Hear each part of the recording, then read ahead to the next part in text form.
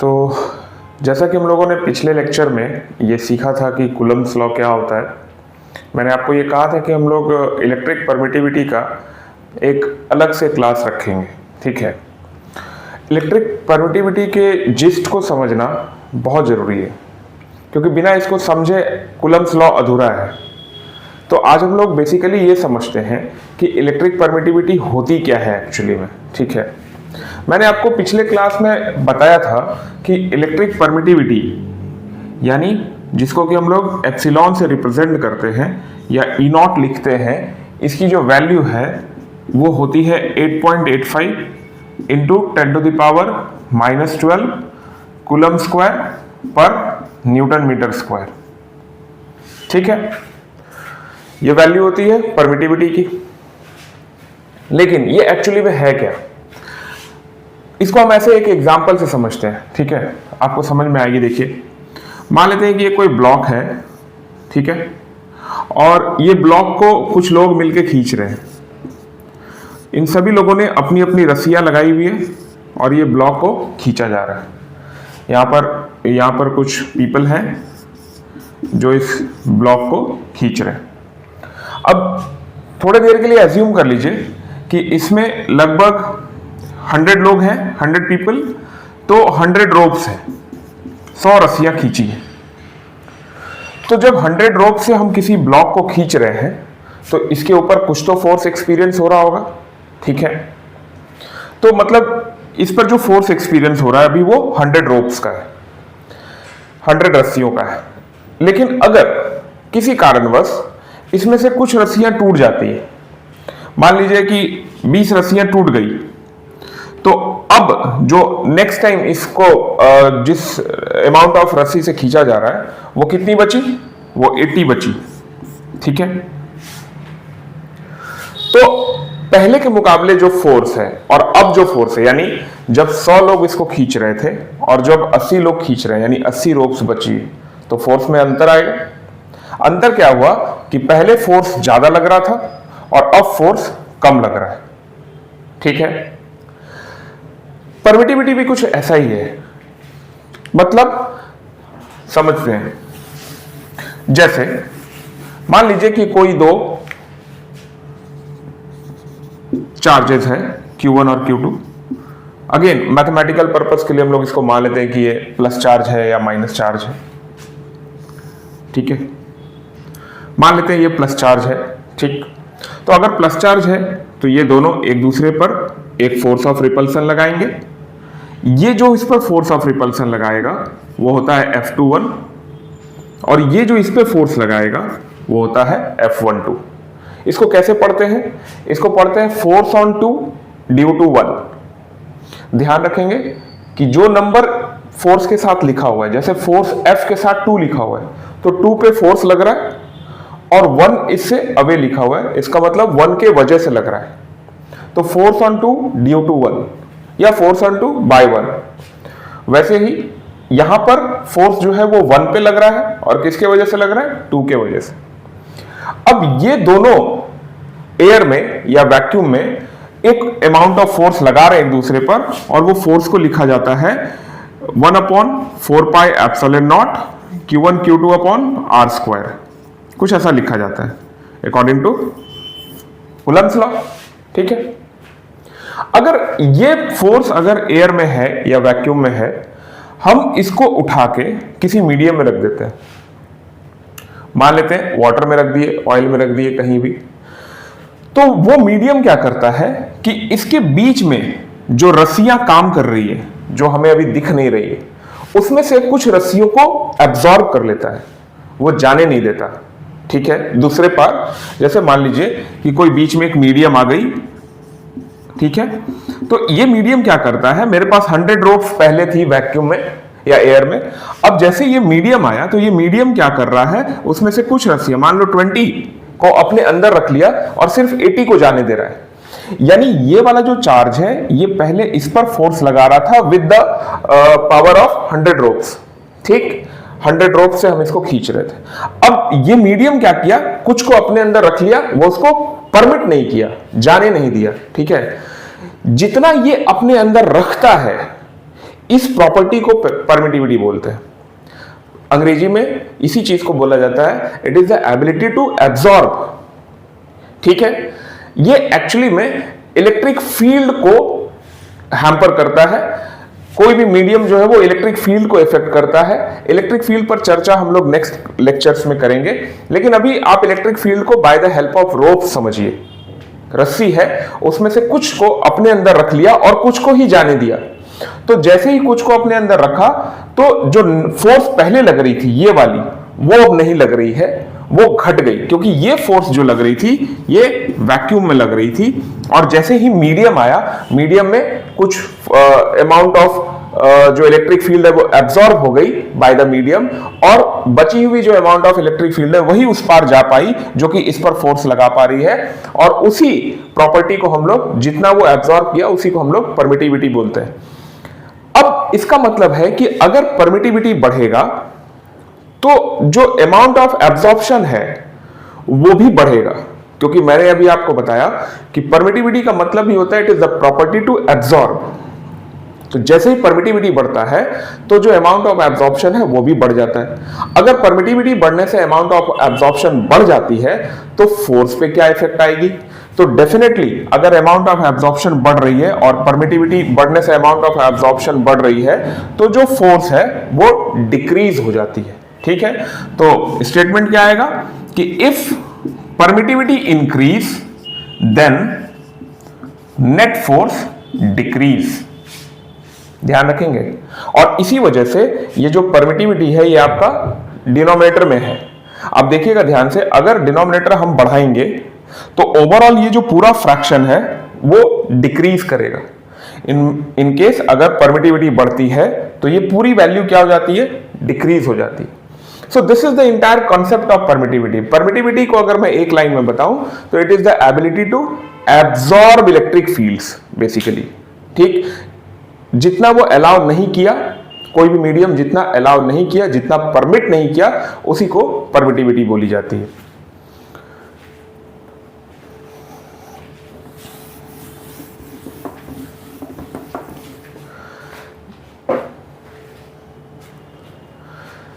Now अगला जो हमारा पार्ट है इसी में, उसको हम लोग बोलते हैं रिलेटिव परमिटिविटी।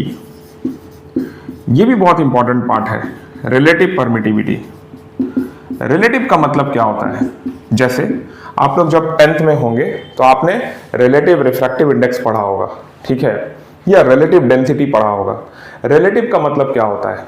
देखिए, मैंने अभी आपको बताया कि परमिटिविटी जो है वो प्रॉपर्टी ऑफ मीडियम है, यानी अलग अलग मीडियम की अलग अलग परमिटिविटी हो सकती है। तो अगर हम सारे मीडियम्स का परमिटिविटी को याद करने जाएं या उसको हम फाइंड आउट करने जाएं तो काफी मुश्किल आएगी। तो इसके वजह से हमने क्या किया है कि एक स्पेशल मीडियम या एक यूनिवर्सल मीडियम हमने सेलेक्ट किया जो कि है वैक्यूम, और उस यूनिवर्सल मीडियम में हमने परमिटिविटी निकाला और वो परमिटिविटी की वैल्यू होती है 8.85 इंटू 10⁻⁻12। ठीक है, तो ये जो मीडियम है ये हमारा वैक्यूम है और इसमें परमिटिविटी की वैल्यू इतनी है। अब अगर हमें किसी और मीडियम में परमिटिविटी का वैल्यू चाहिए तो हम लोग उसमें नया वैल्यू ना निकाल के इसी वैल्यू से कंपैरिजन करते हैं, तुलना करते हैं। कैसे तुलना करेंगे? मैंने अभी आपको बताया कि जैसे ही वैक्यूम छोड़कर किसी और मीडियम में हम चार्जेस को रखते हैं तो फोर्स की वैल्यू घट जाती है क्योंकि परमिटिविटी की वैल्यू बढ़ जाती है। ठीक है, तो जब फोर्स की वैल्यू घटेगी तो कितनी घटी, यानी जो वैक्यूम में फोर्स लग रहा था उसके मुकाबले फोर्स कितना अमाउंट में घटा, इसको हम लोग बोलते हैं उस मीडियम का परमिटिविटी। अच्छा, इसको समझने के दो तरीके हैं। पहला, अगर हम मीडियम का परमिटिविटी देखने जाएं तो मीडियम का परमिटिविटी लिखने का जो तरीका होता है उसको हम लोग एब्सोल्यूट वर्ड यूज करके लिखते हैं। जैसे अगर मैं डेलिबरेटली लिख दूं कि परमिटिविटी ऑफ वाटर, कुछ भी, परमिटिविटी ऑफ वाटर, अब ये कोई वैल्यू आएगी परमिटिविटी ऑफ वाटर। ये जो परमिटिविटी ऑफ वाटर है ये एब्सोल्यूट वैल्यू होती है, कैसी वैल्यू होती है? एब्सोल्यूट। जैसे आप लोग 10th में पढ़े हैं एब्सोल्यूट रिफ्रैक्टिव इंडेक्स और रिलेटिव रिफ्रैक्टिव इंडेक्स। सो ये जो वैल्यू है ये एब्सोल्यूट वैल्यू है। जब इसी वाटर के परमिटिविटी को हम लोग इस तरह से ना लिख के, क्योंकि हमें तो ये पता नहीं है, हम हर एक मीडियम का अलग अलग निकालने नहीं जा रहे, तो हम इस तरह से ना लिख के जब इसमें हम वैक्यूम के कंपैरिजन में तुलना करते हैं तो वो रिलेटिव कहलाता है। क्या कहलाता है? रिलेटिव। जैसे मैं आपको एक एग्जांपल से समझाता हूं कि जैसे मान लीजिए कि कोई दो चार्जेस हैं Q1 और Q2। अगेन हम दो चार्जेस का एग्जांपल ले लेते हैं और इन दोनों चार्जेस को किसी मीडियम में रख दिया गया, जैसे वाटर में रख दिया गया। तो हम इसके बीच में लगने वाले फोर्स का वैल्यू क्या लिखेंगे? मैं लिखूंगा 1/4 पाई एप्सिलॉन नॉट, नहीं epsilon of water into Q1 Q2 upon R square. Epsilon of water into Q1 Q2 of R square. अब ये जो एप्सिलॉन ऑफ वाटर है, या तो हमें ये पता होना चाहिए, यानी या तो हमें एब्सोल्यूट वैल्यू की जानकारी होनी चाहिए, और अगर जानकारी नहीं है तो हम एक कंपैरिजन स्टेबल करके कंपैरिजन को यहां पर रख के हम फोर्स की वैल्यू या परमिटिविटी की वैल्यू लिख सकते हैं। कैसे? अब ये जब वैक्यूम में था तो वैक्यूम में फोर्स कितना लग रहा था?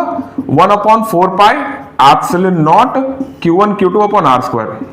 याद रखिएगा, नॉट क्यों लिखा गया? नॉट का मतलब नथिंग, कुछ नहीं है वहां पर, कुछ नहीं है मतलब फ्री स्पेस है, और फ्री स्पेस है तो हम इसको वैक्यूम भी बोलेंगे। ठीक है, तो जब वैक्यूम में था तो परमिटिविटी की वैल्यू ये थी। जैसे ही वाटर में आया तो परमिटिविटी यहां पर नॉट हटा के हम क्या लिखेंगे? Permittivity of water, that is epsilon of water. But हमें एब्सोल्यूट परमिटिविटी ऑफ वाटर की जानकारी नहीं है, हम इसको जानते नहीं है, तो ये वैल्यू निकाल पाना बहुत मुश्किल है। लेकिन हाँ, हम एक चीज जरूर कर सकते हैं। क्या कर सकते हैं कि हमें ये पता है कि वैक्यूम में फोर्स कितना लग रहा है, और जब हम इसको वाटर में डालेंगे तो फोर्स में क्या बदलाव हुआ। जैसे मान लीजिए कि इसमें कुछ x अमाउंट ऑफ फोर्स लग रहा है, x न्यूटन।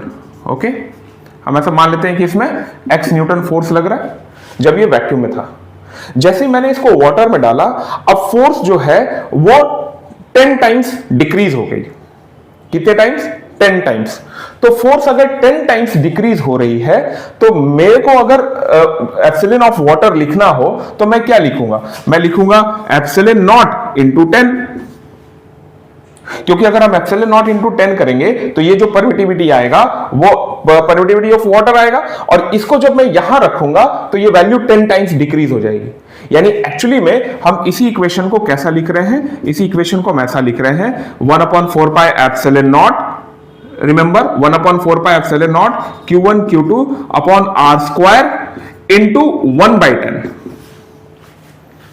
ठीक, ये 10 कहां से आ रहा है? ये 10 एक्चुअली में इससे मल्टीप्लाई हो रहा है, क्योंकि फोर्स जो है वो 10 टाइम्स घटी है, पिछले वाले वैल्यू से 10 टाइम्स घटी है, यानी परमिटिविटी 10 टाइम्स बढ़ी है। क्योंकि मैंने आपको पहले ही बताया कि अगर परमिटिविटी बढ़ेगी तो फोर्स घटेगी, दोनों इनवर्सली प्रोपोर्शनल के रूप में बिहेव करते हैं। तो अगर फोर्स 10 टाइम्स घटी है, इसका मतलब परमिटिविटी 10 टाइम्स बढ़ी है। परमिटिविटी 10 टाइम्स बढ़ने का मतलब किससे 10 टाइम्स बढ़ी है? तो वो जो वैक्यूम में परमिटिविटी था 8.85 × 10⁻⁻12, इसका 10 टाइम्स बढ़ी है। तो अगर मैं इसको एक्सप्रेशन के फॉर्म में लिखूं तो मैं इसको ऐसा भी लिख सकता हूं कि जो रिलेटिव परमिटिविटी है ER कुछ नहीं है, जो रिलेटिव परमिटिविटी है ER, वो ER कुछ नहीं है बल्कि ये EA अपॉन E0 है। EA अपॉन E0 का मतलब क्या है? EA यहां पर एब्सोल्यूट परमिटिविटी है और E0 जो है वो परमिटिविटी ऑफ फ्री स्पेस है। और इसी एक्सप्रेशन को अगर थोड़ा और मैं समराइज करूं तो मैं इसको ऐसा लिख सकता हूं EA will be equal to E0 into ER। EA will be equal to E0 into ER, और यही EA की वैल्यू जो है वो हम यहां पे रखते हैं। यहां पर EA यानी एब्सोल्यूट जो है वो वाटर भी हो सकता है, ऑयल भी हो सकता है, कुछ भी हो सकता है, जो भी मीडियम में आप चार्जेस को रखेंगे। तो यहां पर हमें अलग अलग हर बार निकालने की जरूरत नहीं है, हम सिर्फ ये देख लेंगे कि कितना टाइम्स बढ़ा है या कितना टाइम्स घटा है, और उसको हम डायरेक्ट रिलेटिव जो परमिटिविटी ऑफ फ्री स्पेस है उसके साथ मल्टीप्लाई करेंगे, और वो जो परमिटिविटी ऑफ फ्री स्पेस आएगी वो इतनी आएगी। होपफुली आप समझ पा रहे हैं।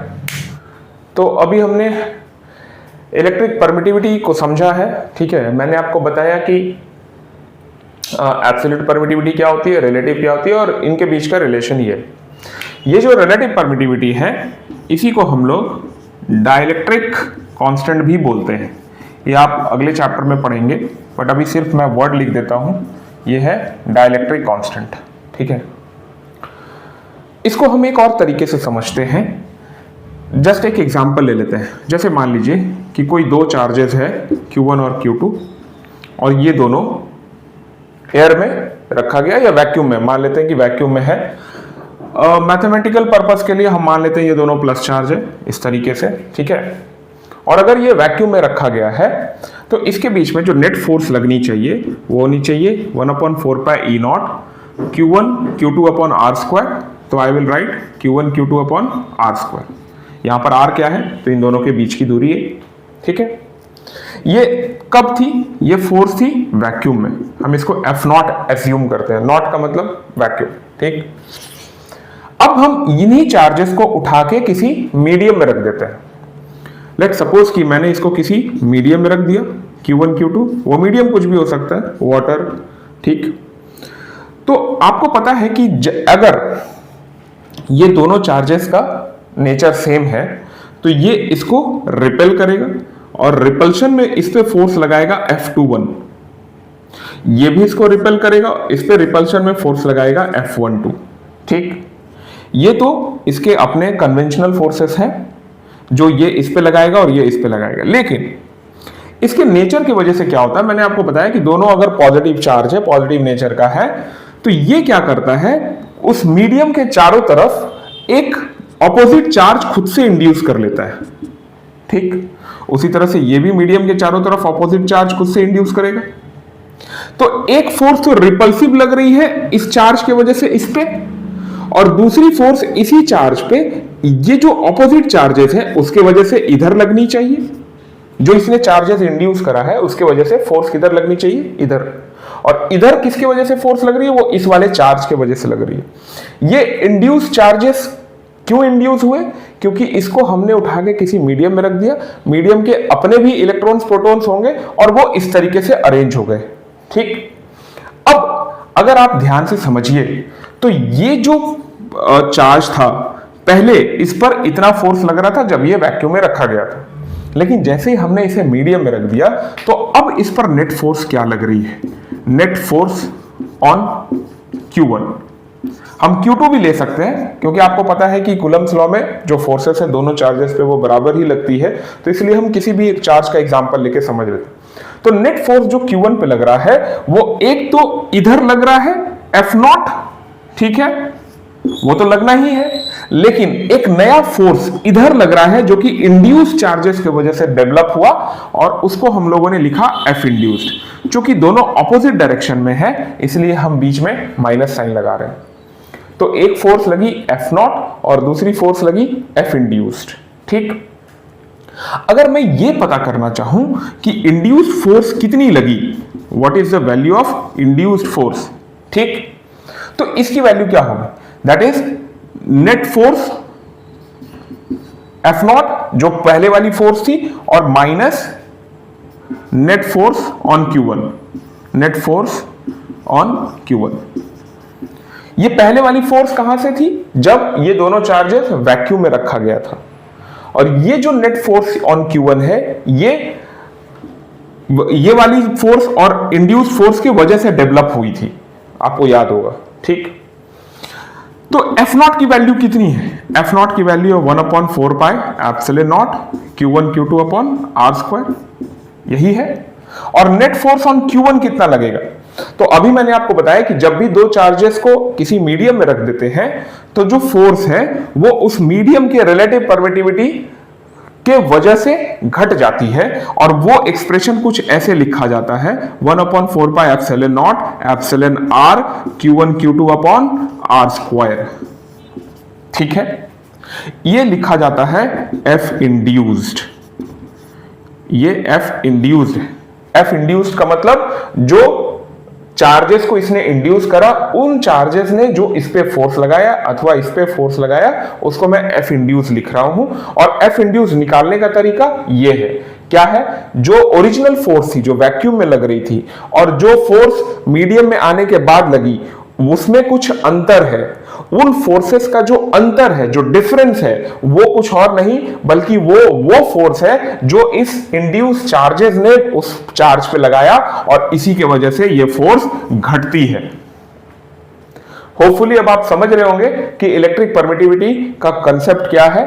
तो इलेक्ट्रिक परमिटिविटी में आपको बस कुछ बातें याद रखनी है कि परमिटिविटी का वैल्यू जो होता है वो होता है net property to absorb, okay.